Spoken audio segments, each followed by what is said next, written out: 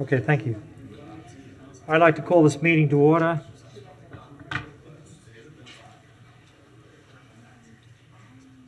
This is the meeting for the Development Review Board, Tuesday, October 25th, 6:33. First item is roll call. Could staff please call the roll? Yes, Mr. Chair. Jamie Bell. Ray Payne. Present. Brad Hartman. Present. Rebecca Herring. Present. Barbara Vandermeer. Evan Thompson. Present. Mr. Chair, we have a quorum. Thank you. First, the next item on the agenda is approval of the minutes from August the 30th. Does anyone from the board have any comments about the minutes? I move to approve the minutes from August 30th. Mr. Hartman moves to approve. I second. Ms. Herron seconds. All those in favor, say aye. Aye. Aye. The minutes are approved. You have to adopt the agenda also for this. Let's adopt the agenda. Could I have a, does anyone wish to add any items to the agenda? I move to adopt the agenda for today's meeting. Mr. Brantman moves to adopt the agenda. Second. Second by Mr. Kane. All those in favor? Aye. The agenda is adopted. Thank you. Next is business discussion items. The first item is Abbey Exchange Density Bonus DB 21-00164B. Would staff like to please read the petition into the record? Petition DB-21-00164 164 EDA Inc., agent for the Abbey Exchange LLC owner.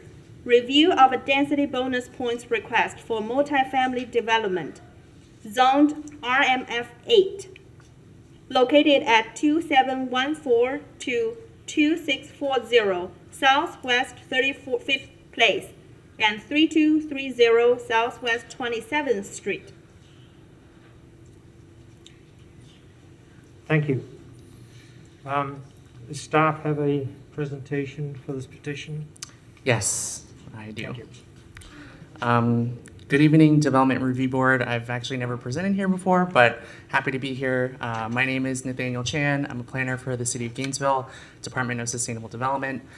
This is petition DB 21-164, a density bonus point request through the Density Bonus Point Manual to increase the allowable density from 20 units per acre to 25 units per acre for the proposed project, Abbey Exchange, located on Southwest 35th Place and Southwest 27th Street.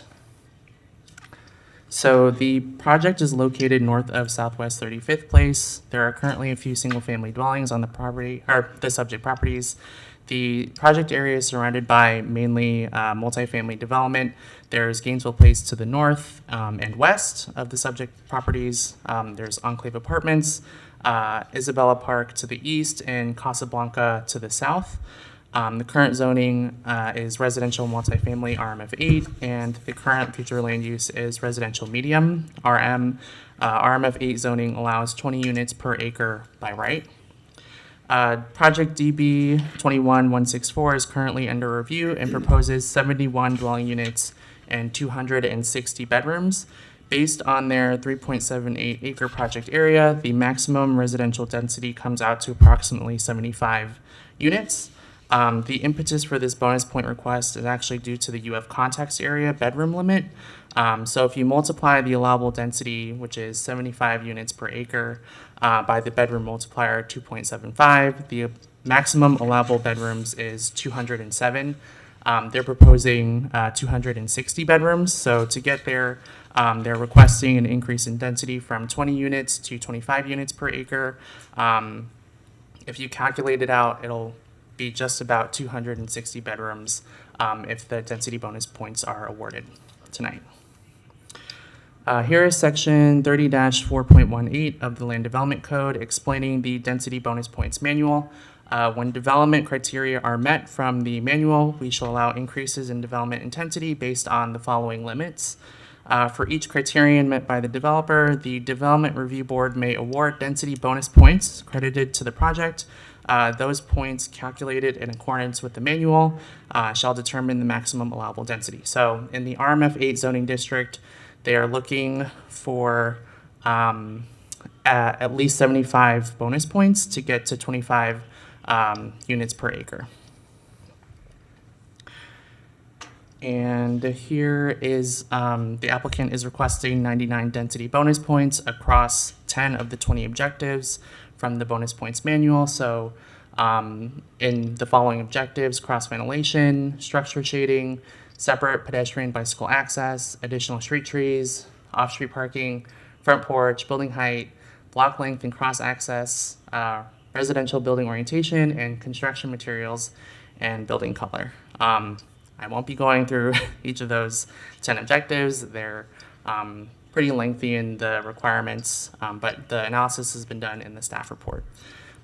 So here is the existing land use and zoning. As I said, it is primarily a multifamily area of the city. So along Southwest 35th Place, there's residential medium future land use and RMF 8 zoning, and there's also PD zoning for Gainesville Place and other multifamily developments in the area.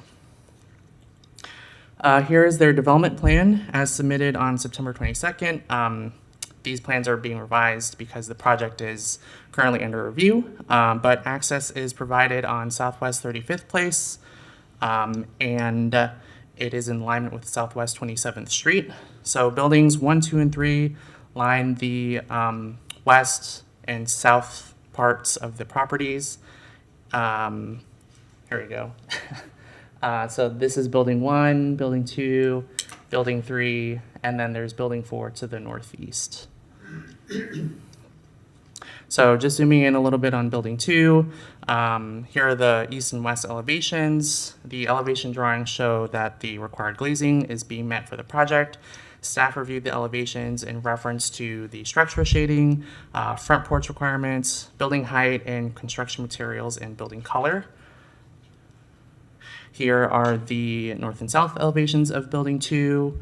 And then moving on to the landscape plan, the applicant is preserving several trees to the northwest over in this corner and proposing the planting of street trees along Southwest 35th Place and throughout the property. This is sort of the second half of the landscape plan. So staff reviewed the petition based on the intent and the criteria to achieve each objective. The applicant and staff response to each of the objectives is detailed in the staff report. The applicant does have a presentation prepared as justification for the request for increased density through the density bonus points manual. Staff recommends that the Development Review Board review petition DB 21164 for determination of density bonus points to increase the allowed density in accordance with section 30-4.18 of the Land Development Code. That's the end of my presentation. I just want to mention really quickly, flipping through some of the backup slides that I have, in case you want to talk about any of these things. But it has come to staff's attention that on October 17th, the City Commission adopted a set of ordinances, one of which removed the bedroom limit multiplier for the UF context area. So that's the section you see on the screen right now. The ordinance in question, Ordinance 211359, is effective immediately. And with the removal of this bedroom limit multiplier language, the proposed development can occur as proposed without the approval of the density bonus points based on the applicant's proposed density of 71 units and the maximum density of 75 units per the existing zoning. So staff informed the applicant of this change, but the applicant wished to proceed with the petition as shown today, and I'm here to answer any questions. So in summary, the applicant doesn't need the bonus points to build what they want to build? Is that what you just said? Yeah, so in an ordinance approved last week, we removed the bedroom limit, and I think there's sort of more reasoning behind that the applicant wishes to sort of expunge upon. But if they're not approved for the bonus points tonight, the reasoning they're going for that is to get more bedrooms, essentially. But since we removed the bedroom limit from this area, they don't need the density bonus points. Does that make sense? So do we need to vote on anything tonight? Yes, they're still requesting the density bonus. In case there's sort of a fear that the ordinance may be repealed, or there's sort of questioning around that. In case on the second reading it gets knocked back or something. Yeah, something like that. So The this ordinance. is not quite law just yet. It is adopted. It is law. So but in case, as far as on the applicant side, they can sort of explain a little bit more about that. Okay, well, they can explain why we need to listen to them. But does anyone have any questions? Yeah, I have a question. First of all, thank you very much for your presentation. It was very straightforward and to the point, and I appreciate that. The repeal is regarding the bedroom limit. Is that correct? The ordinance that was repealed. Yeah. So the ordinance wasn't repealed. There's sort of a fear that the ordinance will be repealed. This ordinance is in effect. So the ordinance essentially struck this language from the code. Okay, so the ordinance struck something from the code. Yes. So the removal or the striking of this language from the code, was this, the language in the code was related to the allowable maximum number of bedrooms? Correct.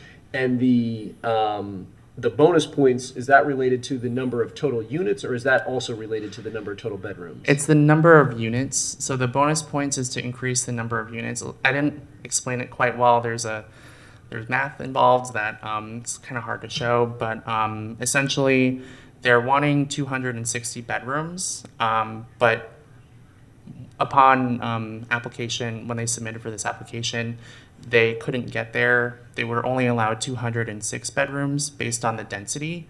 And so we said that you need to review this petition and go before the board to increase the amount of density with the bonus points manual.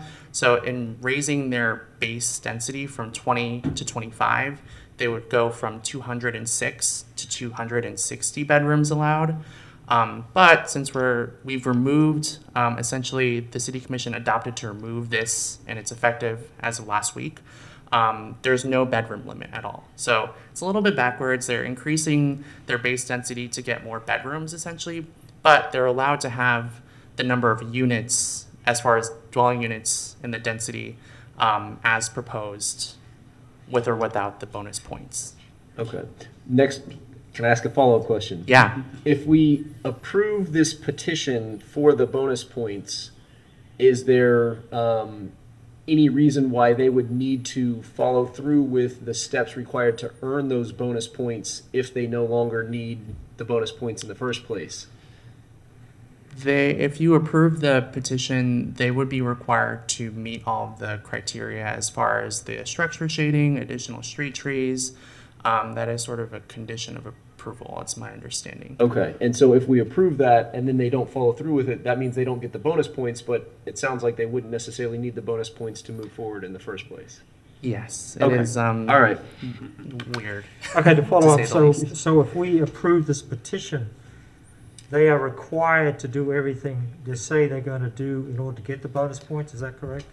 I believe so. Is that right, Brittany?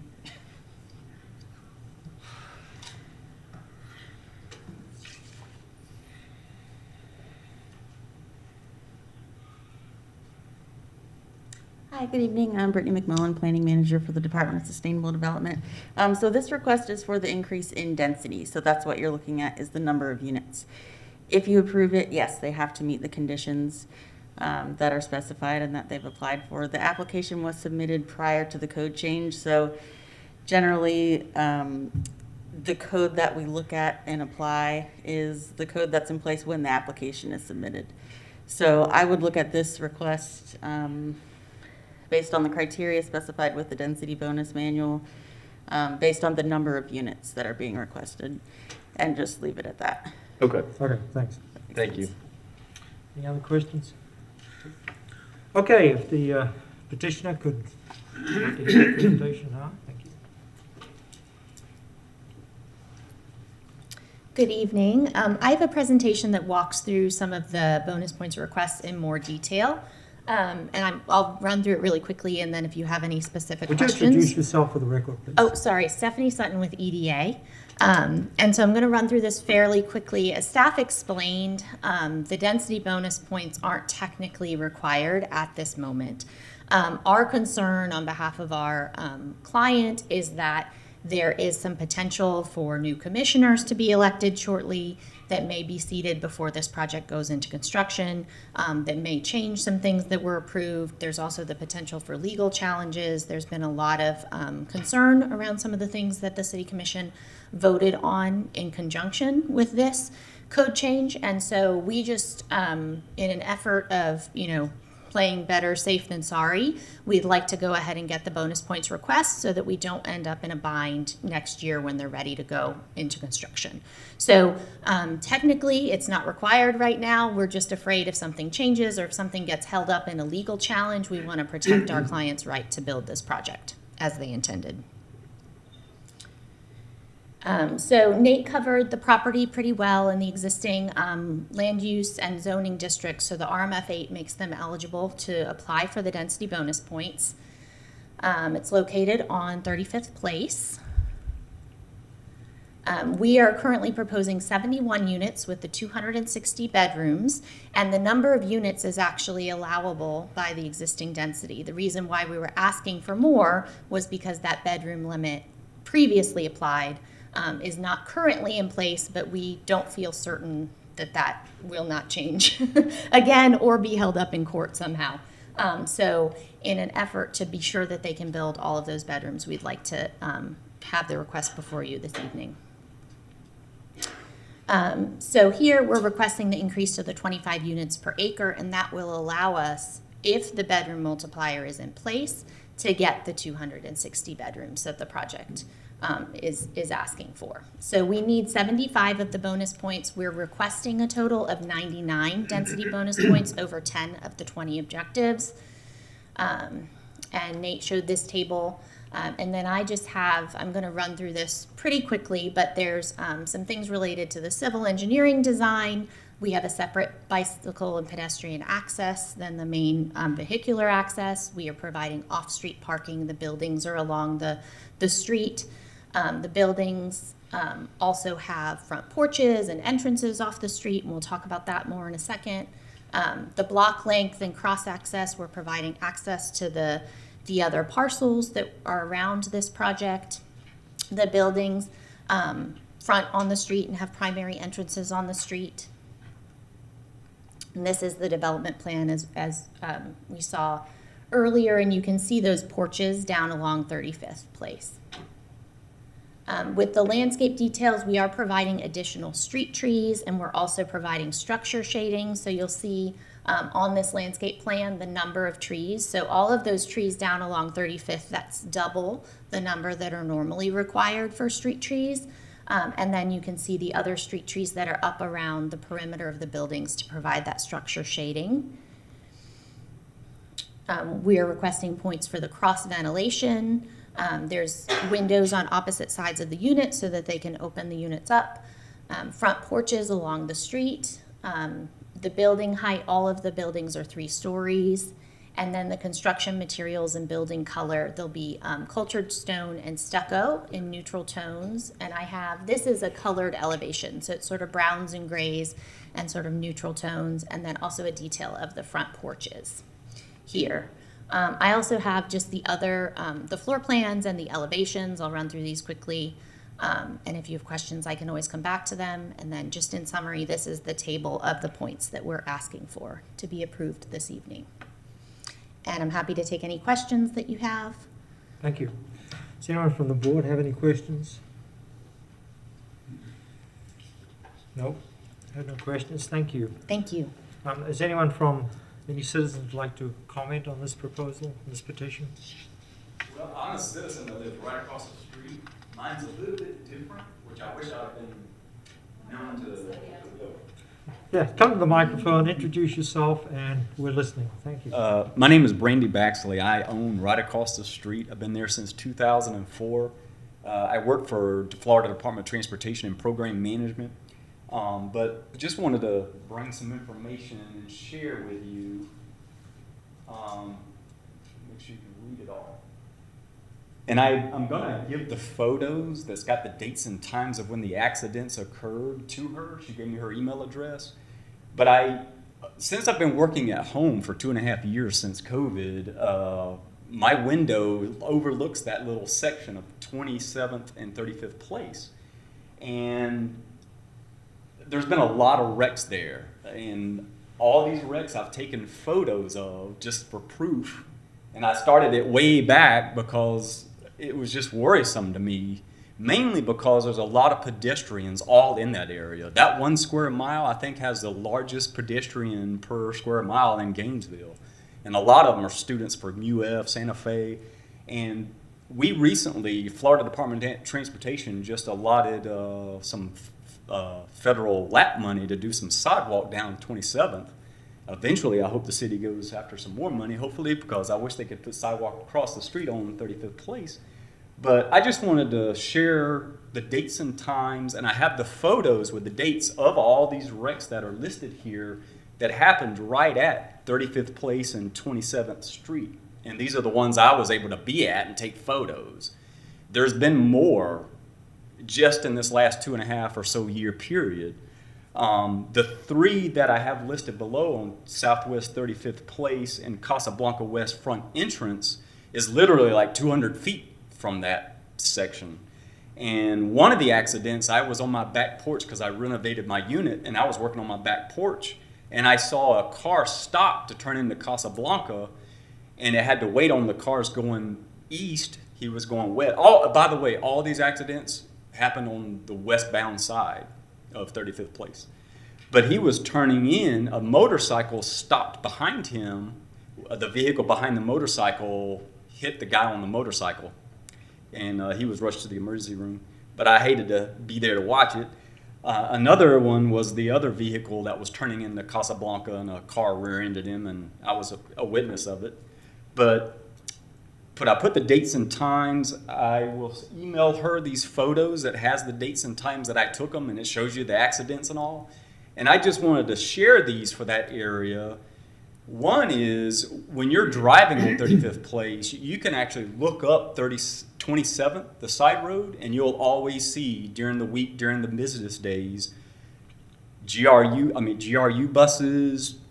When I pulled up this evening, pulled out the complex to come here, there was like 12 cars deep waiting to try to get out on 35th Place.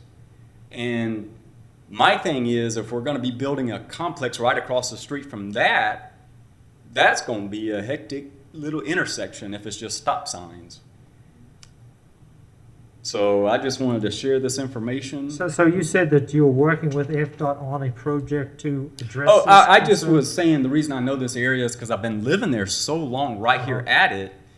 And I know the Florida Department of Transportation donated some money to the city through LAP to put some sidewalk in on 27th that stops right there at 35th Place. So there isn't sidewalks along 27th? Is that what you're saying? Yeah, there is now. It was built in the last 2 years. Okay. 2021. Are there still missing sidewalks in this area? Yeah, there's no sidewalk, no pedestrian crossing across 35th Place there to get to the north side. And even if you go down the street just a little bit at Gainesville Place that has a big, huge bus area across the street of 35th Place, there's no crosswalks there either. And I'm going to tell you, I've been living there so many years, I can't believe more people have complained about that little area and the amount of pedestrian traffic that's right in that little area all the time. And there's no adequate pedestrian walkways all through there, not even at 27th Street and 35th Place. I see people crossing the roads there all the time. I'll tell you, RTS buses, I think that's got 4 different bus routes on that road, and there's no crosses there. So the only thing that brought my attention is if we're going to be building a complex across the street there of that little stop sign on 27th, the city or Public Works probably needs to step up and build some pedestrian crossings there because you're just going to get a whole lot more of it. I've been living there since 2004. All the building complexes has like doubled on that road. The traffic has doubled on that road since I've lived there, but yet the pedestrian crossings and stuff has not improved. And I just saw this going on, and since I've already been documenting all the wrecks that's been happening there, that's just why I wanted to kind of step in and say something about it and just let y'all be aware of it.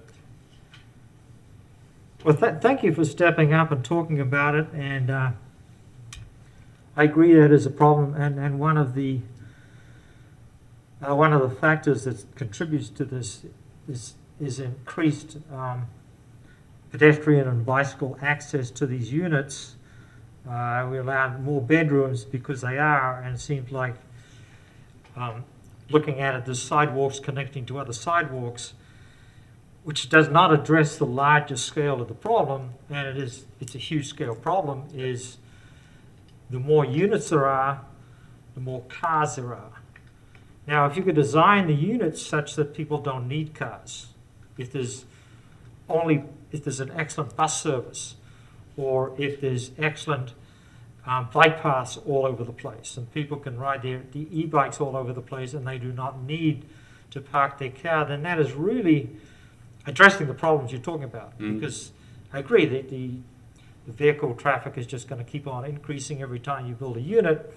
That's probably 2 more cars. Honestly, I can't. All these wrecks are rear ends that I was actually able to see or hear, and I walked out and saw what it was. So what is the speed limit on 35th? Good question.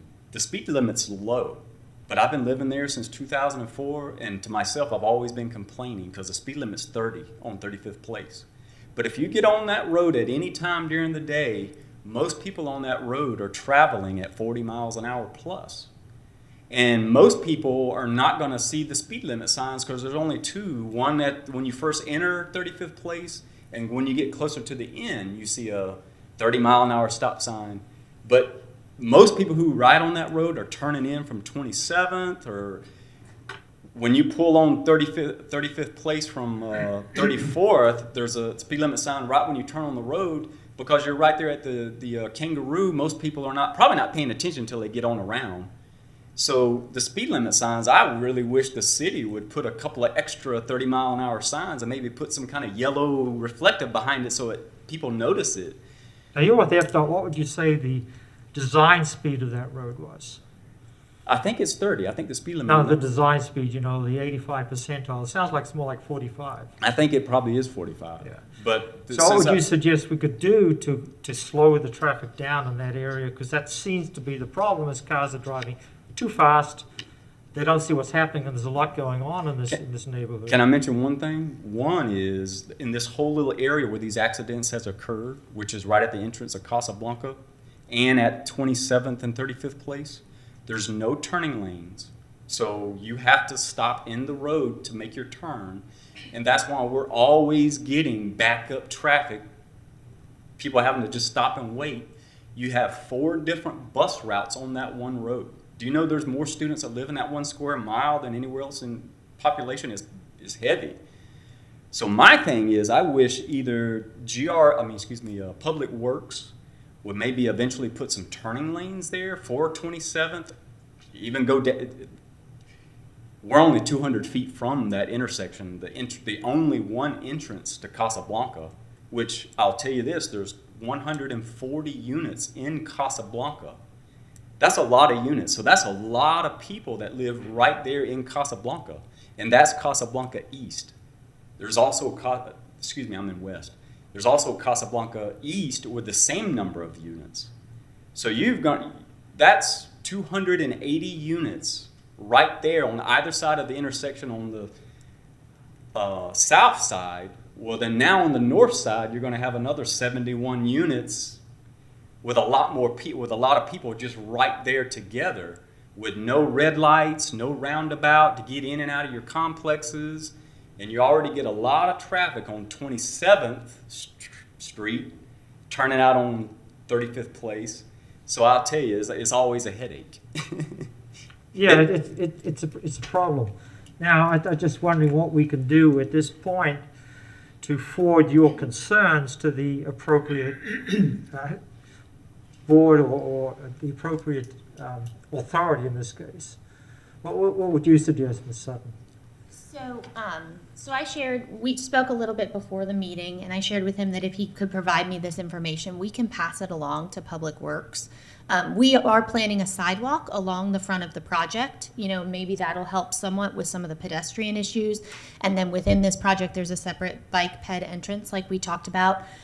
We are assuming that most of the students that live here will take the bus to campus and back. There's 4 bus routes on this road. So we're hoping that, you know, we're trying to make a bicycle and pedestrian friendly site and, you know, have access to those buses.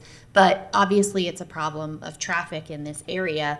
The one thing that I recommended is that we get this data and we share it with Public Works. The project will have to pay TMPA fees, and so there's money allocated for different areas of the city for transportation improvements. I think, you know, it's something that Public Works should look at as far as the best location for a potential crosswalk or something like that. It may not be this small project. It may be closer to something like Gainesville Place that has hundreds of units.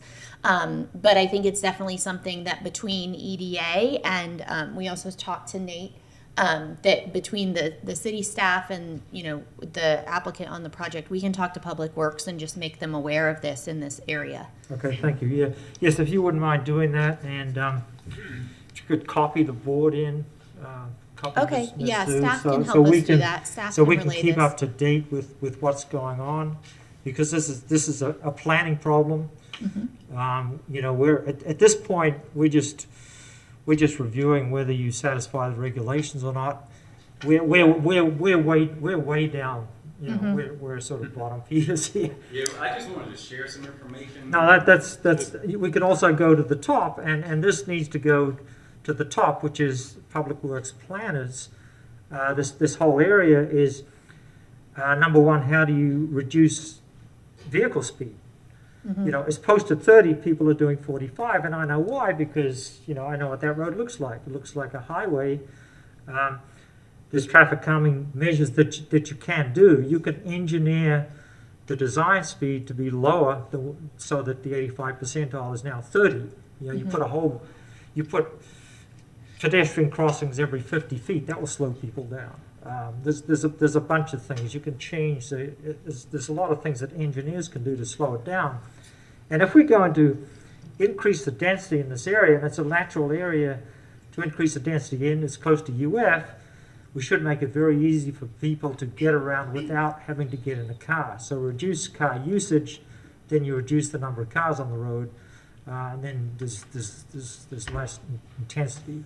Like, one thing I would like to see is that intersection right there where the complex will be entering. Something be done there for safe pedestrian crossing, because as of right now, the only crossing is on 27. There's nothing across Yeah, there. and pedestrian crossings slow traffic down. Yep. Definitely do, and especially the new ones with the bright, you know, blinking lights. So, yeah, thank you. So if you could feed that up and keep us in on the loop so that we can keep tabs on what is going on in Public Works and to address the whole area for improving alternative transportation in this area. If you're going to have high density, you can't have everybody having 2 cars per unit. It just doesn't work. The numbers don't work anymore. So thank you. Does anyone else have any questions, comments? So I would just, sir, what was your name again? I'm sorry. I have a twin sister named Candy. My name is Brandy Baxley, B-A-X-L-E-Y. Well, Mr. Baxley, I appreciate you bringing that to the board's concern. I don't think that that's necessarily something that we as a board have the authority to do anything about, but I do appreciate the fact that you as a concerned citizen care enough about the community and about, you know, what's going on the road to bring that to the board's attention, and hopefully through this process it will get elevated to Public Works, and that that can be reviewed and addressed, because that is a serious problem. I'm somewhat familiar with that road. I've been on it a number of times, and there are not very many cars that I've ever seen traveling 30 miles an hour on that road. No. And it is a heavy pedestrian area, and like you said, there's no turn lanes, and so there are a number of things that seem like they could be beneficial on that road. And so I do appreciate you bringing that to at least to the city's attention through coming to the board tonight. Honestly, a couple of people told me that really nobody complains about that road, but I'll tell you, most people who live in that area are just there part-time. A lot of students, a lot of people who are coming and going. Not a lot of people who stay there a long-term period of time. Like, I know the only reason I bought my complex there was I was going to renovate it and rent it out, but I ended up buying it and I ended up coming down with a stroke. And so I just stayed there, paid it off, and I'm going to live there until I retire. But anyway, just wanted to share that and some of my recordings that I've been recording since I've been working from home, and saw a lot of these accidents right there at 27th and 35th place, and it's been a lot. Luckily, nobody's really been really hurt really bad except the guy that was on the motorcycle that got rear-ended because he had to stop because of the car in front of him. And I'm very surprised that we have not had any major pedestrian accidents in that little area, being that so many people are always crossing those roads all the time. Absolutely. Yeah, Thank thank you. you. All right, are we ready to move on? Is there any other public comment? I just have a comment, just related to that. It doesn't really, Oh, sorry, yeah, is there anything on the public comment? I got the impression that was it. Yeah. Okay, board just board for comments. recommendation for EDA is to look at where you actually put the entrance to the community. Maybe avoid, since it's right at that T cross section, either put it further up closer to Gainesville Place or further down so that you don't have that kind of back in, or do something similar to Gainesville Place, which is like add additional, if we're really concerned about the design of it. There's not much we can do other than suggestion for design, but No, there's not much. We're just voting on where they get the density points on. yeah. Okay, thank you. Any other comments from the board? Nope. No other comments? Would you like to make a motion? Sure, I'll make a motion. I'll make a motion to approve petition DB-21-00164, increasing the density bonus points from 20 units per acre to 25 units per acre by providing, I believe it was 75 bonus points in accordance with the bonus points manual. Thank you. Do we have a second? I'll second. Second, Mr. Brenton, Mr. Hartman. All those in favor of the motion, say aye. Aye. Aye. Wait, sorry, real quick. Is it 75 or are we approving the 99? I think they needed 75. They need 75. Yeah, I think the but they petition was asked for 99, wasn't it? Okay, then I stand corrected. I I think, believe 99 were approved by, that's what they requested, and I think that's what staff had okay. Yeah. approved. So change that to 99 bonus points. Second, okay with that? Okay. Yes. Second the revised motion. Okay, so all in favor of the revised motion, say aye. Aye. Aye. Motion passes 4-0. Okay, the next item on the agenda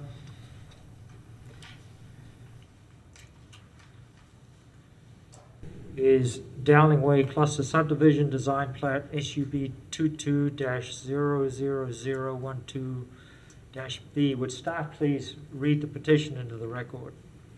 Petition SUB 22-000012 EDA Inc., agent for Junior Denny, trustee, owner, requesting authorization to allow a 61-lot residential platted infill cluster subdivision with single-family units and associated infrastructure, zone RSF2, located at 5912 Northwest 34th Street. Thank you.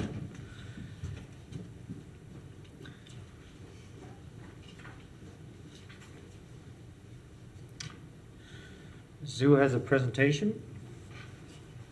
Good evening, Mr. Chair and members of the board. My name is Dan Zhu, a planner with Sustainable Development.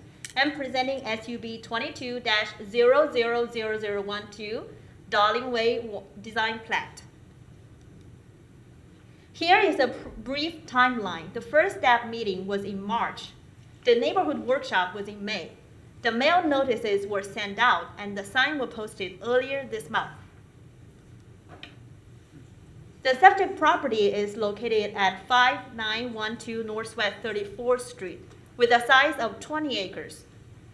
The applicant is requesting a 61-lot residential platted infill cluster subdivision. The property is currently zoned RSF2 with future land use of single family. Now let's take a look at the site plan. The access to the site will be from Northwest 37th Street. There is an emergency access from Northwest 34th Street. This is the area for the cluster open space, which is about 1.34 acres. Here are more details about this project. First and foremost, this is an infill cluster subdivision containing single-family detached dwelling units.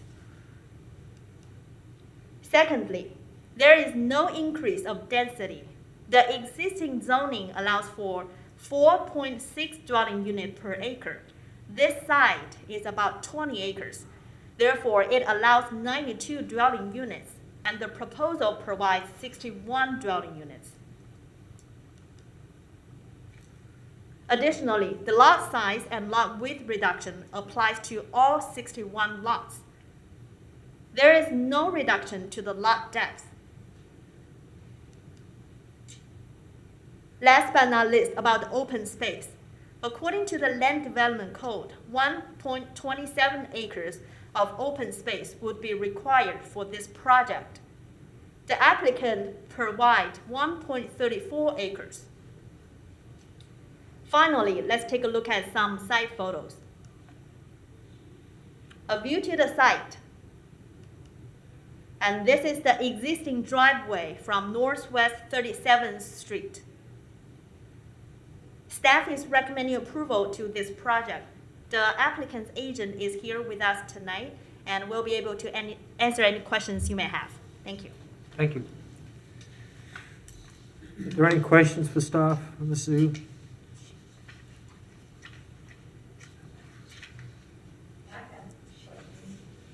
This is from the board. Thank you. Okay, thank you. Does the petitioner have a presentation?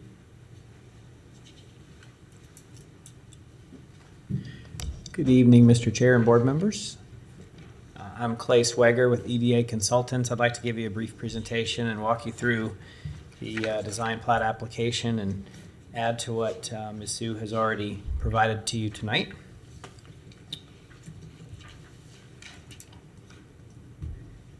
So as staff indicated, this is an infill cluster subdivision consisting of 61 single-family detached lots, platted units, with a variety of types, which I can go over in just a moment. Just as a general point of information, a cluster subdivision in the city code is put into the land development code to allow for some flexibility for infill development, to try to utilize the site for a superior design to what you might see otherwise through just the standard zoning regulations. It allows some lot flexibility, sizes and types. And in doing so, there are additional requirements, such as provision of open space that otherwise is not required in the code, protection of a certain amount of heritage trees on site, which is not otherwise specifically required. So there are trade-offs. Usually what happens is there's a superior design to what would otherwise come with your standard zoning district. I was putting this presentation together today, and I took a moment just to look at the area in general. This is a really unique property. It's a rectangular shaped piece. It is 20 acres, just under 20 acres in size, and it's really in a pretty amazing location in the city of Gainesville, and it's truly infill in character. There are many subdivisions within a mile in each direction, a couple other churches that are in this area, a public school, and most notably, there's 4 parks within 2 miles of this site. And I was even amazed. I knew they're all there, but I started thinking about what it means for this area and having residential uses in this area. You've got the San Velasco Park, which is the city of Gainesville. You've got Possum Creek Park, city of Gainesville. You have Devil's Millhopper State Park. And then you've got the Four Creeks Preserve, which is actually at the northern terminus of Northwest 37th Street, which has recently been added to the public park system here. It's almost 1,000 acres of accessible public lands within 2 miles or less of this property. So I just want to take a minute and show that to you. I thought that was an interesting graphic. So the property is shown on this aerial. It is an old homestead. There's 2 homes on the property. The Alive Church is located just to the south of us, and there are residential developments to the east and the north and to the west. And so the access to this property, primarily is to the west off of 37th Street. There's actually a very small access point to the bottom right in the southeast corner to northwest 34th Street. And I'll talk about that more in just a minute. Most of the property consists of pines, planted pines. There are some heritage trees that have been located, and our project design started with identifying those features and creating the open space in a way that would protect those trees and create some usable open space for the neighborhood. So the future land use map, as staff indicated, this is single-family residential. It allows up to 8 units per acre. So on that density, on that acreage, that is 160 units. The zoning map, this is the zoning map. There are several PDs in this area. The zoning is RSF2. That's 4.6 units per acre, so that is a maximum density of 92 units. So our 61 units is approximately 2/3 of what the zoning allows and only about 1/3 of what the comprehensive plan future land use map allows. So we believe that it's very compatible with the residential pattern in the area. So again, this is a design plat. This is the first of several applications that come to the city, comes to the Development Review Board tonight and ultimately the City Commission, and then construction plans and a final plat. But this does give you the overall design of the project, which we put a lot of work into bringing this forward to you tonight. These are platted lots with detached units only. This is going to be an opportunity for home ownership. These lots are going to be sold. Homes are going to be sold. This is not a multifamily rental proposal tonight. And we do incorporate some traditional neighborhood design principles.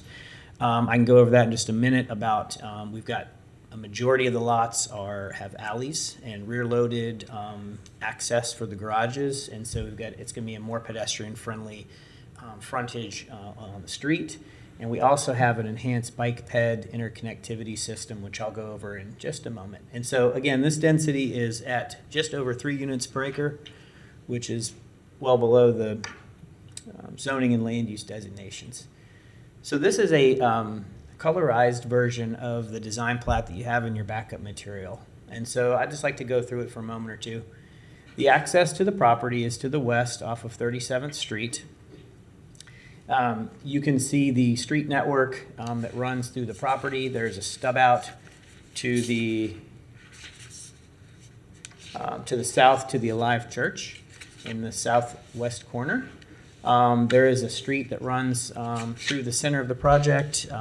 All of the lots that are shaded in yellow are homes that are going to be having alley access to the rear and garages to the rear. So the houses are going to be brought up to the street a bit. We're going to have wider sidewalks and less of the, garage on every unit. So it should really be a nice feature. And the lots in white, particularly the ones in the northeast and the east, are larger sizes, and they're more of traditional lots with garages and accessing the front. And so it's really important to note the stormwater system is shown in green. Everything on this property flows from north to south and then ultimately continues to flow south to the Alive Church property where there's a natural depressional area. So there's quite a large stormwater system to accommodate for this project and all pre-development runoff that's coming from our site from areas off-site, most notably from the north. There are alleys that run east and west, as you see. And also on the north side, there is a landscape buffer proposed, and our design plat shows that we're keeping all of the canopy trees, all the regulated trees that are in that buffer. We're going to put tree barricades around them. We're going to keep those, and we're also going to add additional landscape and then also install a fence along that area. So there'll be some buffering in that area. And I wanted to point out, too, that the subdivisions that are to the north, particularly where they interface with our alley, we do have the buffer. We have the fence, which is not technically, it's not a code requirement, but it's being it was committed to at the neighborhood meeting. And on the neighborhoods to the north, there's at least a 25-foot common area on their side of the property, if you will. It's pretty heavily wooded. Of course, none of those trees are going to be impacted, so all of that landscaping and screening will remain. And really, if you look at, there's almost 100 feet of separation between the closest house in Mile Run in the west side and to the closest house in our property. And in between that 100 feet, there are existing landscape areas, fencing, and so there's a good amount of separation there. In the bottom right corner, I'd like to point out there's about a 20-foot access point down to 34th Street, and that street ends up taking you into the Northwood Oaks neighborhood. And so there's not enough room for a full vehicular access. That neighborhood didn't want it either. Our developer, it's not a feasible option. But what we do propose is an emergency access, just gated access for emergency vehicles, fire trucks, ambulances, in case there's ever an emergency in either neighborhood, that can be utilized for access. But on a day-to-day basis, that will be an 8-foot paved hard surface path for bike and pedestrian connection. So the people that live in Northwood Oaks and the people in Mile Run and all the other neighborhoods, they're welcome, and they'll be able to use that path. They'll be able to connect to our street. And also on the south side, the yellow dash line, that's another 8-foot wide paved hard surface bike ped trail. So we're really trying to connect the neighborhoods the best way we can. And in the bottom right corner, a large majority of the heritage trees on the site are clustered in that area in green. And so that's, among other reasons, why we selected that as our open space. And so that'll be a nice, usable public space for this neighborhood and other neighbors. These are a couple images I pulled from other developments, but the top left is what you'll see for on-street parking along the main street in our subdivision. The houses do not have, they're not going to have garages in the front, as I mentioned, the ones in yellow. The setbacks are reduced to 10 feet in the front, so those houses are going to interface more with the sidewalk and front porches, and you see the landscape islands and then on-street parking as well. And this picture is just what you would see in a typical subdivision that does have those rear loaded alleys. Except ours would have actually more of a setback from what you see in this picture. We have a minimum 20-foot setback from the alley to the garage to make sure there's room for people to park and that there's the circulation. So it'll actually, our house will be further from that alley than what you see here, but that is a decent representative example. And so I think I've already gone over most of these points about the density, that we're quite a bit lower than the maximums allowed, and it's more in line with what you're seeing in that area for residential detached development. And that we are trying to do a good job of providing compatibility, both with the density and the fencing and just how we've set up the project in relation to what's in the area. And so in our application, we went through all of the criteria for a cluster subdivision, and I'll be happy to talk about any of those elements if you like. There's a provision of open space requirement, preservation of heritage trees, and many other things. So we believe that we have put together an application that's fully compliant with the zoning on the property, the land use, and the land development code for the design. And we're really excited about bringing this project forward. And your staff is also of the opinion that we've met all the rules and regulations that apply to this type of project, and that we would just very respectfully ask your consideration for recommendation of approval tonight. And again, I'm here to answer any questions. Thank you, Mr. Sawyer. Anyone from the board have any comments or questions for Mr. Sawyer? Yeah, first of all, thank you very much for the presentation. Yes, sir. Again, very straightforward and easy to follow. Just one question about the private alleys. Are those maintained by the city, or is that maintained by some sort of homeowners association, or how does that work? Those are proposed to be common areas, which will be maintained by a homeowners association, so they will not be a city responsibility.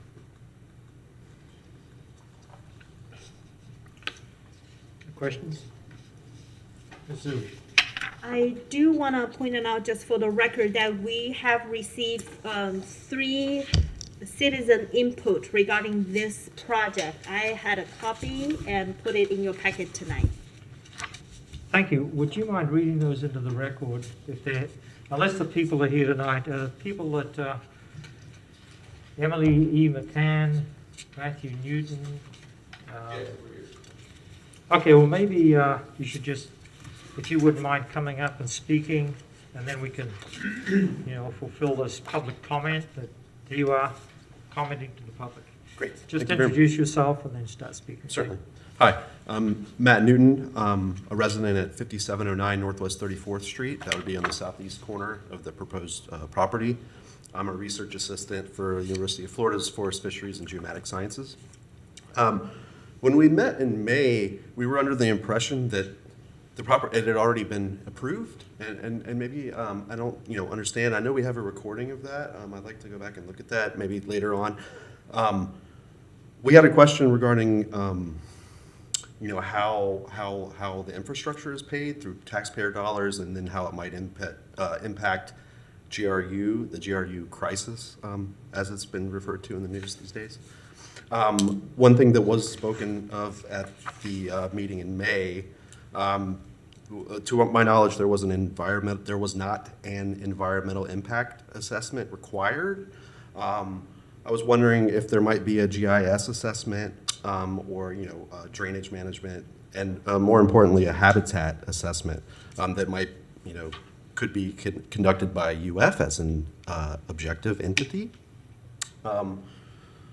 Both myself and the other resident, my fiance, who live at the residence, we object to the property. We would like to consider the property being purchased, or at least we hold off on this vote tonight, to await the wild spaces, public places voting that's supposed to come up here in a few weeks, at least to reconsider that area as a wildlife preserve. And I understand that there are plenty in the area, but as far as we are concerned, you can't have too many wildlife preserves in an area. In holding with Alachua County's motto of where culture and nature meet, we feel like we need to be here to be representatives of nature. I didn't see any woodland creatures in attendance this evening, so on behalf of them, we do see, in our yard alone, and I've been taking an inventory since we met in May, we have red, gray fox, gopher tortoise, turkey, owls, hawks, kites, bees, butterflies, reptiles, cardinals, blue jays, and pileated woodpeckers. At a minimum, maybe, again, I reiterate that, perhaps this is worth considering as another preserve and at least holding off until, the Wild Spaces Public Places Initiative is voted on. We had concerns about the street access, so we understand that that would be an emergency entrance on that corner. We don't like the idea that it's connected to our neighborhood. We live in a dead end, and it's very quiet and very serene, and we don't want increased pedestrian traffic or bicycles, going through that area. I think it just opens up for crime. Would you identify where you live? Sure. Yeah, we live at 5709 Northwest 34th Street. That would be on the southeastern. Okay, so you are to the south of the property on 34th Street. Southeast, yes. So you're objecting to Thank you. the bicycle connectivity through this property to 37th. Yes, and it would come out right where our house is. It's a very quiet street aside from the occasional lost driver who thinks that you can cut through that area.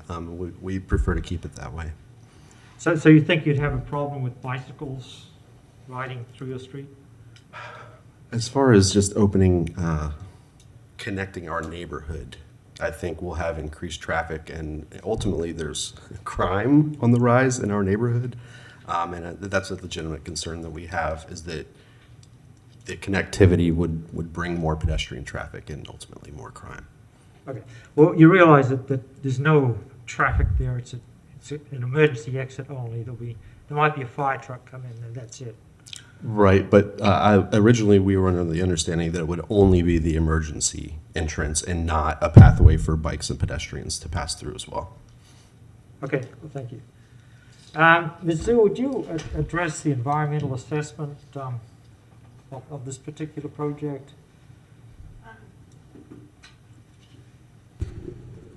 Yes, Mr. Chair.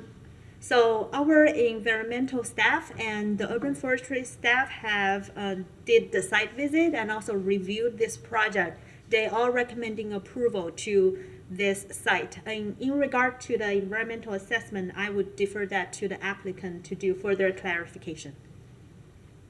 Okay, thank you. Would the applicant address, for example, the suitability of this site as a candidate for a wild spaces park, perhaps? Mr. Chair, I did want to respond to that. A certified environmental consultant, McAlpine, David McAlpine, did visit the site and did an extensive review and did not find any regulated resources as it applies to the Land Development Code. And so there were no issues that were identified from his perspective related to the property being put into conservation or areas that needed to be set aside in particular. Okay, thank you. I know when you started off, I was looking at this image saying, there's a lot of trees there, and we all love trees, and we want to keep trees, but you mentioned that they were planted pines, and it seems like they are planted in rows, except for the few oak trees down on the right-hand southeast corner that are going to be preserved in the common area. Okay, thank you. Thank you very much. All right, so it was Mr. Newton. If Emily E. McGann is in the audience.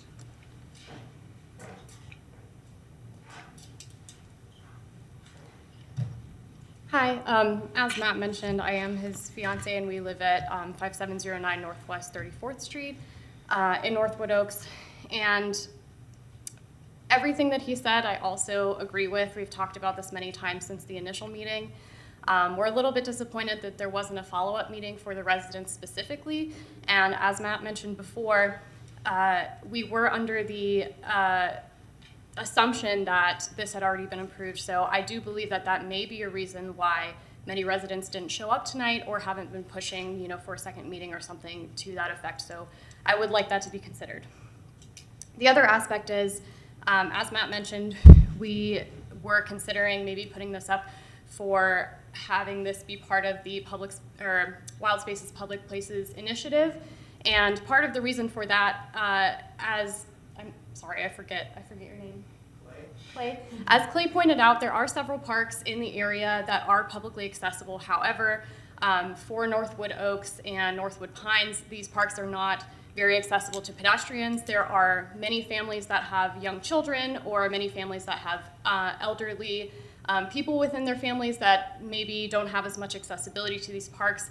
And it would be really great, I think, for the surrounding areas to have a publicly accessible park that is similar to Possum Creek, especially as Gainesville expands its infrastructure and gets rid of more and more of these green spaces.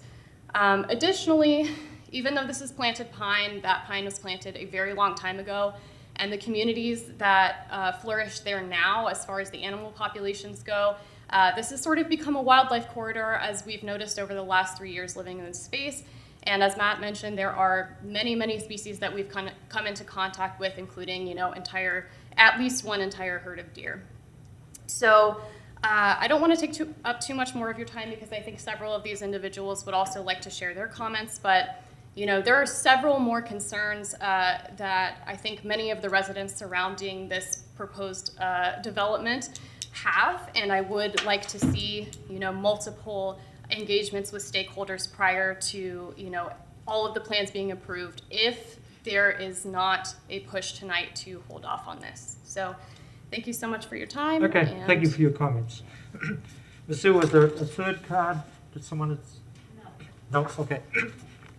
All right, we're still open for citizen comment. Are there anyone else like to address this petition? Just come up to the microphone. First come, first serve. just introduce yourself for the record, and then if you wouldn't mind keeping your comments within 3 minutes. We don't have the clock running, Okay. but just so everybody can have a chance. Thank you. My name is Robert Stage. I live at 3614 Northwest 37th Drive. My concern is that bike path also, because there's a lot of crime in those Northwood neighborhoods, and I don't want that in our neighborhood. It's very quiet. Also, there's an issue with the flooding that was addressed a few years ago, and they were denied a permit to build because of flooding issues. And it was addressed at a Zoom meeting. I think you were on it. And he knows, so. Yeah, Mr. Swager, would you address the flooding? We can't address the bike path crime problem. We don't have the data on that. However, we can address the flooding. Also, where I live, behind me is a canal. And all that water, I don't know where they're going to put it, because we have issues with it almost flooding right now, and it's not very well maintained. Our yard is actually being eroded away. I've had a dump truck come in and put more dirt in my yard to keep it a yard. So, you know, those are issues that are kind of scary, because when I found out that they were denied a few years ago because of the flooding, and now they're not, you know, there's a lot of questions to me. Okay, yeah, You know, those are good motivation and stuff. So, Mr. Swager, do you have the answers to those questions, what you've done as far as mitigating for possible flooding? Mr. Chair, I mentioned very briefly in the presentation that we are located, as I would describe, as downhill from the properties to the north. I think there may be some issues with the subdivisions to the north and their stormwater ponds, maybe regarding the maintenance of them and the function of them. But as we are downhill from those projects, we cannot see any way, and I'm speaking on behalf of Mr. Ray as a professional engineer that was at the neighborhood meeting and is going to be looking at this project, that we could in any way affect them in a negative way regarding flooding. And certainly, City of Gainesville Water Management District has very stringent regulations as far as development has to accept at least the amount of pre-development runoff. We cannot put a wall up or a berm and not allow that drainage to occur that is already happening today. And the engineer did mention at the meeting there's even opportunity to maybe even ameliorate some of those issues. We've got a very large basin, as you saw, and all of our runoff will continue on to that large church-owned property where they've got sort of a natural depressional area which collects water from all around.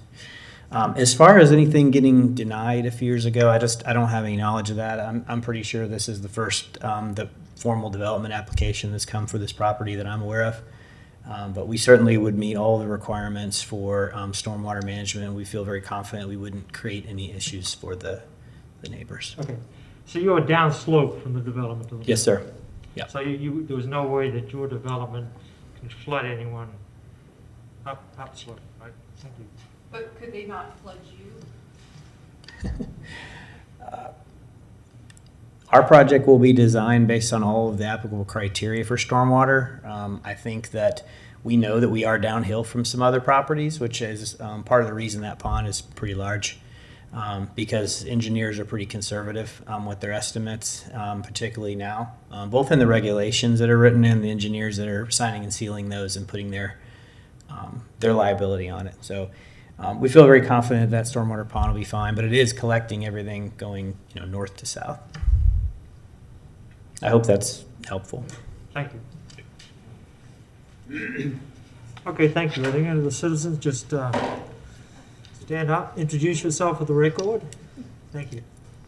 My name is Donna Pitts, and I really just want a clarification with Clay, simply because my house and many others, and I have to report back up directly to the subdivision. I don't think anyone has an objection to the subdivision, but I'd like a little clarification on the buffer, because that's a big thing. You live in Mile Run? Vista Palms in the first... so you're on sort of the yeah. western...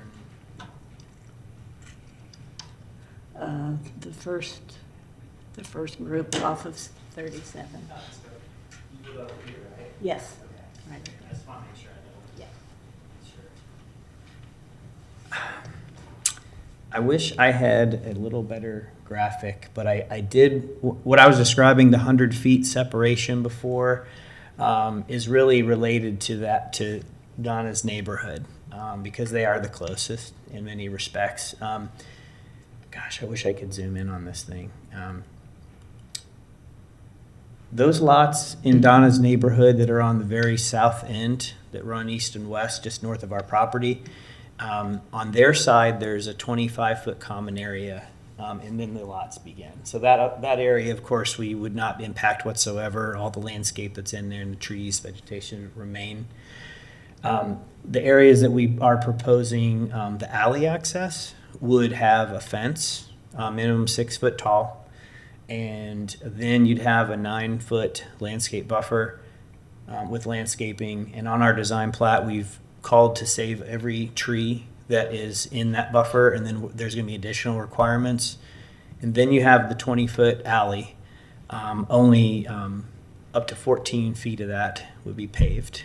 So there's going to be more green space. And then you've got the 20-foot driveway and then a garage, a rear loaded garage. So you've got about a 100-foot separation between the house, the back of the houses on those northern lots out of our development into the ones that were the closest ones we have. So I hope that is. Is there a buffer between the fence? Do you have a buffer between the fence and our buffer? Or is it just the other side of the fence? Well, I think that's something that we could look at. I think our idea was that we would put the fence right on the common property line. But if that's something that you know, we can look at and see, maybe there's trees we want to work around. There's some nice trees in there. Maybe the fence comes a little further south. We want to keep as much of that landscape as possible for everybody's benefit. So we're going to have. Are you two talking, you know, outside of meetings? Sounds like Yes. you have been, so. Yeah, I know Donna. Oh, I just said, I know Donna. So yeah, I'll be happy to do that. And just so I can point out too, this is, as the DRB knows, this is the first of a few applications. So the construction plans will have to come through in the final plat. So I think there's opportunities to sort of work on where that fence location goes. And I'd be happy to do that. Okay, good, thank you. Sure. All right, thank you. Comment, thank you. Good evening. Thank you very much for having us here.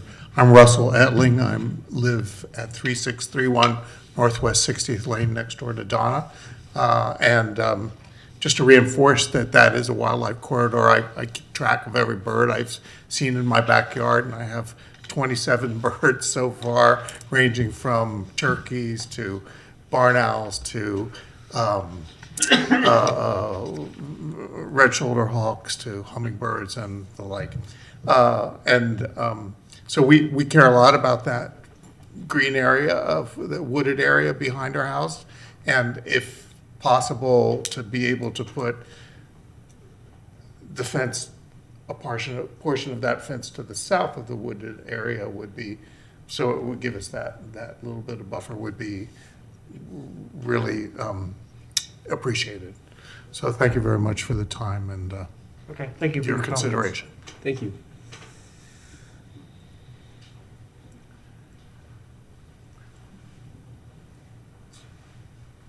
Good evening. Hi, my name's Mandy Stage, and I live in Mile Run, 6314 Northwest 37th Drive. And one comment I have is the Northwest 37th Street. The building of this does not affect just the neighbors of Rosemont and the church next door, which, by the way, their parking area is not paved. So that runoff is going to make it soggy, and then they'll have to pave, and then you'll have more runoff, just a snowball there.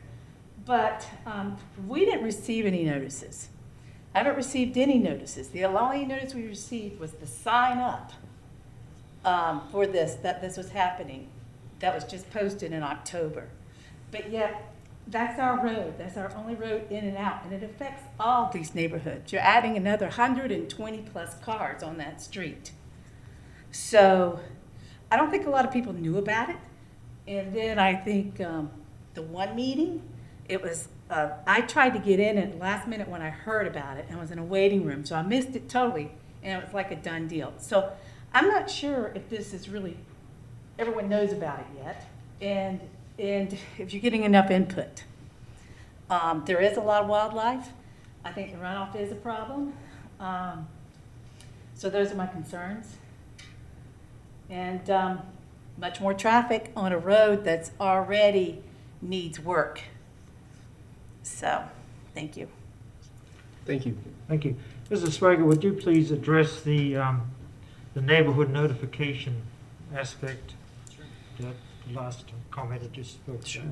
Mr. Chair, we follow the city land development code regulations for notification. We get the mailing list from the city.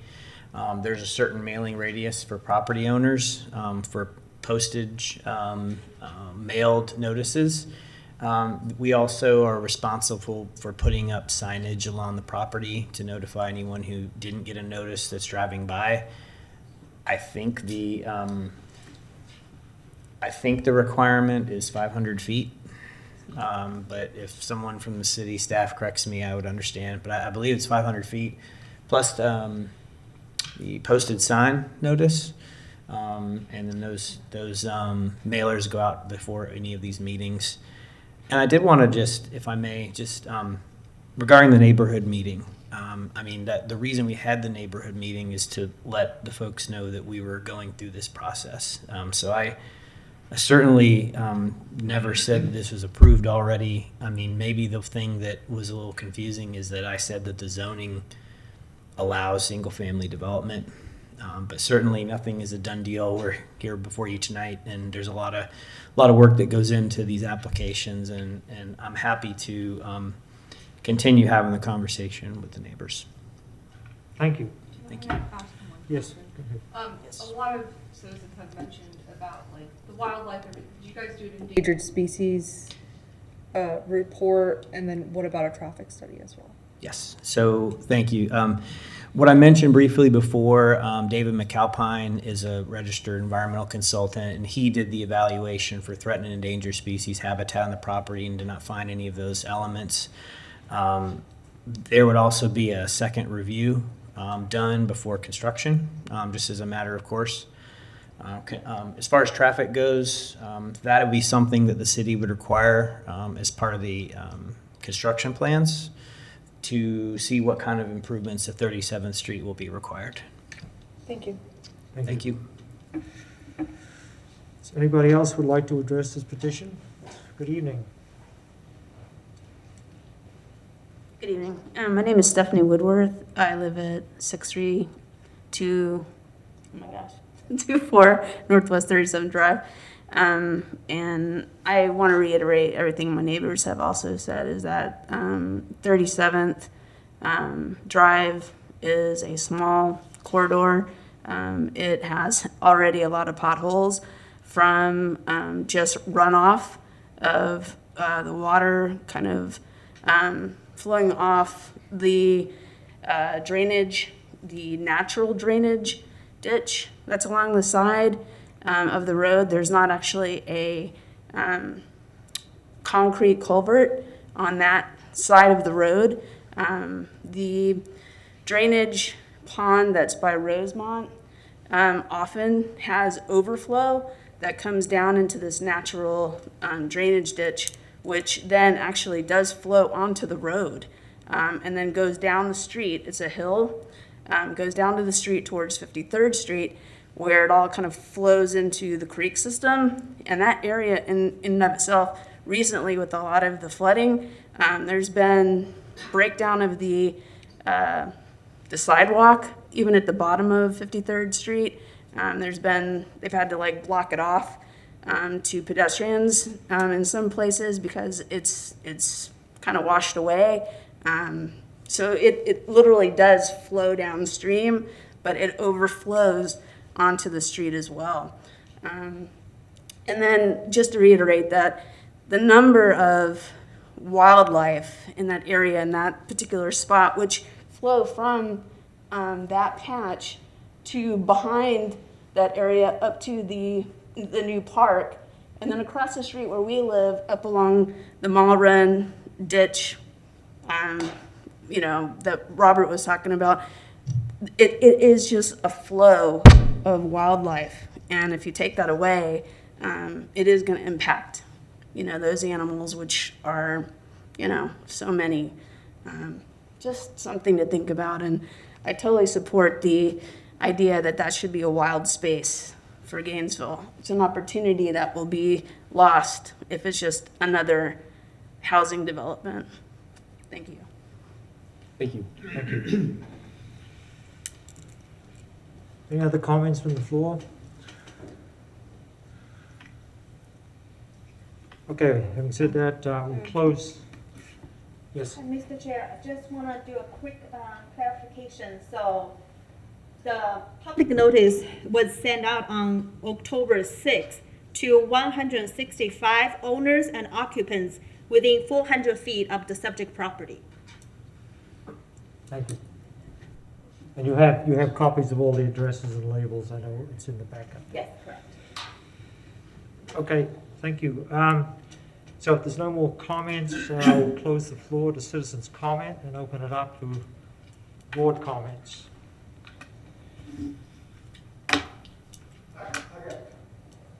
So you're saying that notices were sent out within 400 feet of the proposed property, right? Yes. Okay, so that's Rosemont. What about the other people over here, and the other people down here in the condos, and the people up the street? That area affects that whole neighborhood. People walk their dogs on that street. Kids play on that street. It's a small street. It's pretty safe. This is going to ruin that. We reject it. Not just because of wall space, because of the other issues too. You lying. Okay, let's close the floor to public comment. Let's open it up for the board discussion. I'll start. You know, I appreciate, first of all, I appreciate the number of citizens who came tonight to share their comments and their views. I think it's always important for everybody to have some input on things that are happening and for people who feel like they may be affected by new development.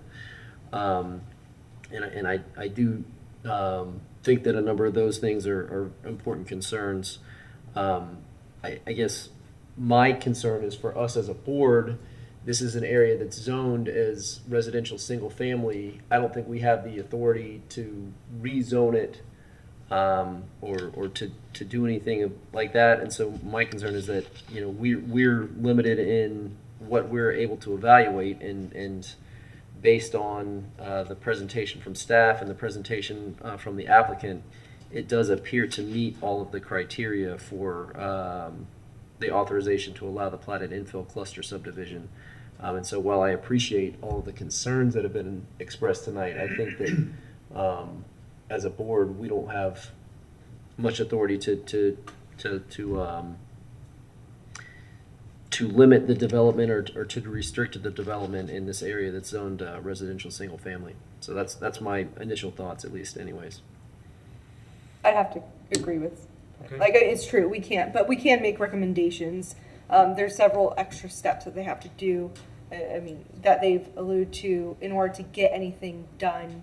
As far as like construction, there's more things they have to go through. This is just one of those steps. And I think that's why, you know, we are involved, so that public can have their comments heard, that the engineers can hear it and work those into the factor. But yeah, they're zoned for what they have, and if they want to build on it, they have full rights to build on that. It's the land they own and the land they can develop according to the land development code. And as long as they're abiding by that, I would have to agree. But I'm glad at least we have some citizen comment on record, and I'm sure they'll take that back and put it into consideration. Thank you. Yeah, I'll follow up. Again, as you mentioned, we do appreciate everybody's comments and sharing their opinions. It is challenging because I live just a mile away from this site, so I'm very familiar with the area, and I can appreciate some of the concerns that have been raised. However, I do believe that the applicants made a very good a good effort to mitigate some of those issues with the privacy fencing, the trees, the buffer, the open space. They're not increasing density. They're meeting the requirements that our land development code gives for a development, and in this case, an infill cluster subdivision. So I think what our role is as a development review board is to understand what these requirements are, see if the applicant meets these requirements, listen to public comment, and again, in my opinion, this application does meet the requirements for infill cluster subdivision. Thank you. I have a question for Mr. Schweiger before we start. Would you briefly speak about the vegetation requirements in the stormwater basin? Sure. I don't have it memorized, but there is a section, Land Development Code. There is landscaping required around the perimeter of stormwater basins. We plan on having canopy trees along the perimeter, particularly where our path is going to be located on the south side. There may be tree mitigation requirements just by nature of the project, and so those types of plantings would be primarily around the basin area. So we want to amenitize that. We want it to be a nice vegetated area. So there are planting requirements, and then the mitigation on top of that would be centralized along the buffers and the stormwater basin. Thank you. Yes, sir. So, you know, what's impressive about this this design is the big green southern rectangle, which is the whole length of the property. Is going to be stormwater, common space, and a common area, and it's going to be a common area, which means that the neighbors can use it on the southeast corner there. That's a big chunk of green, and because of the cluster subdivision regulation as is written now, is a land developer can reduce some of the requirements of the lot sizes to get sort of a higher density of houses, but they have to give back, and what they give back is common area, which results in much more green space. If you compare this with standard subdivisions around town, where you might find that there is a stormwater basin, it's got vegetation in it, you won't find there's that common area, and in addition, there's a trail through there. Now, some people don't like trails because criminals can use them. And it depends on who your neighbors are. If your neighbors are criminals, then they'll be walking through the neighborhood and maybe robbing you. If they're not criminals, you might get to meet some of your other neighbors to the south and to the east. It sounds like already there's neighborhood kids. One of you spoke about the kids coming through and playing and running around. I think with this big multi-use path on the southern boundary, you'll see more of that. You'll see kids coming in there and hopefully not breaking into your houses, but having fun and get to know them. What Mr. Swager's presentation started off with a checklist, and we, as the Development Review Board, we have to go through and notice that there's checks alongside every regulation there. Every regulation has been met. Our job as Development Review Board is just say, yes, the regulations have been met, we have to approve it if that's the case. And in this case, they have been met, and I think they've gone above and beyond. It's very good to see the engineering firm talking to the neighbors. I think if any of you have any problems, just talk to Mr. Swager over there, and he will, at later stages, it still has to go through more review processes. You can talk about things like trees and fences, and I think they've done as well as they possibly can to make it compatible with the neighbors, given that there's a bunch of trees going to be coming down, but also there's going to be some new trees planted. And the new trees that are planted will not be loblolly pines. There'll be higher quality trees that will attract wildlife much better than the existing loblollies will. And remember, many years ago, the property which is now Four Creeks Preserve was called the Weiss property. There was a development plan to develop that the same way as this. In fact, worse, because it was many years ago. And basically, the attempt was to put as many houses as possible, as close to the wetlands as possible. And what we have now is that development got turned down, and as a result of that, we now have the Four Creeks Preserve, which is just up the road from you. You know, please, if you don't own a bicycle, jump on it, ride to the Four Creeks Preserve. It's a wild spaces project at the moment. The city is right now in the process of developing new trails through it, new bridges. It's a huge expanse of green space that is a boon for the local wildlife. That's why you get birds in your backyard, because you have conservation areas, you have preserves very close to you. So I too think that there's no way that we can not approve this petition, because it meets all of the regulations. And I really like the paved trail on the south, which connects 37th to 34th. To me, that's a bonus. And it depends how much you ride a bicycle as to whether you think bike paths are a good thing or a bad thing. I happen to think that the more bicycles that people use, the less cars on the road, and the less crime there is, because there's eyes on the street. And I think that's what you'll be getting here. I'll be very surprised if crime rates go up. Property values will probably increase, and you'll get to know your neighbors more. So thank you for an excellent presentation. Thank you for your comments. I think it's good to get this dialogue going. I have a problem with that. There's ways around it to ameliorate it and mitigate it and get it at least the best you can out of it. So thank you for coming out tonight. Is someone ready to make a motion? Yeah, I'll move to approve petition SUB 22-000012 because it meets the requirements for a platted infill cluster subdivision. Thank you. Mr. Bramman made the motion. Mr. Hart made the motion. A second. Ms. Herron seconds. All those in favor say aye. Aye. Aye. Motion passes 4-0. Thank you.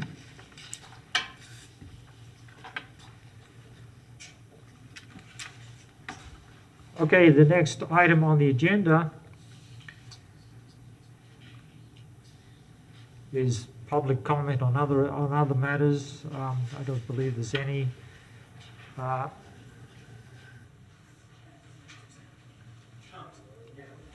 Member comment. Do any members have any comments?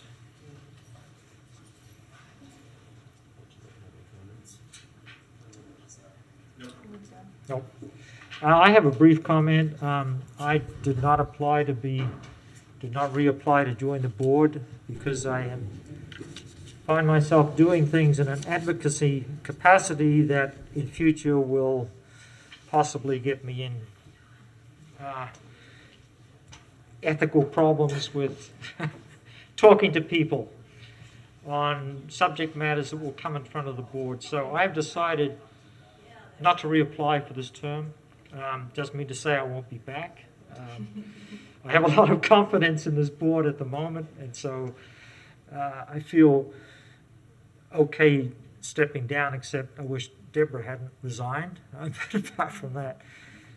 So you'll probably be seeing me across the other side of the dais at some point if some particular naughty thing comes up. If things go well, you won't see me at all. Thank you for your leadership. Okay. We will be vigilant in limiting you to 3 minutes. If you Yes. See that 3-minute clock? Keep it just like that. I'll time it on my watch. And I guess the next meeting there will be a new board, and then we'll elect new officers. So existing, first of all, thank you very much for your service. And for the existing members, may still hold office until a new member being appointed by the commission. Okay. So the commission, we are planning on having this on the agenda for the November commission meeting. So with that being said, existing member are still okay to serve until new member has been appointed. So right now, we have 3 members reapplied and 1 new member applied. So you're saying I have to keep coming to meetings even though I have? Correct. According to the policy. Okay, so next, but the next meeting, we will be passing the chair on, right, to the, So if election the of city officers. commission appointed our new members, and we will do our chair and co-chair election in our November DRB meeting. okay. When does it go to the commission? Should be in mid-November. Mid-November, okay. So we will know by the end of November. Yes, correct. I will keep you guys posted. Okay, I'll show up anyway. Thank you. Okay, the next meeting date is, what is it? Is it the week of Thanksgiving? That's gonna be a problem. We may not have a quorum. Yeah, I'm gonna be out of town. Yeah, The next meeting is November 29th. Okay, so it's after. After Thanksgiving. Okay. November That will 29th. work. Okay, the next meeting is November 29th, at which we will be electing new officers. All right, the next item on the agenda is adjournment. Motion to adjourn. I move to adjourn. All right, the meeting is adjourned. Thank you, everyone. Thank you.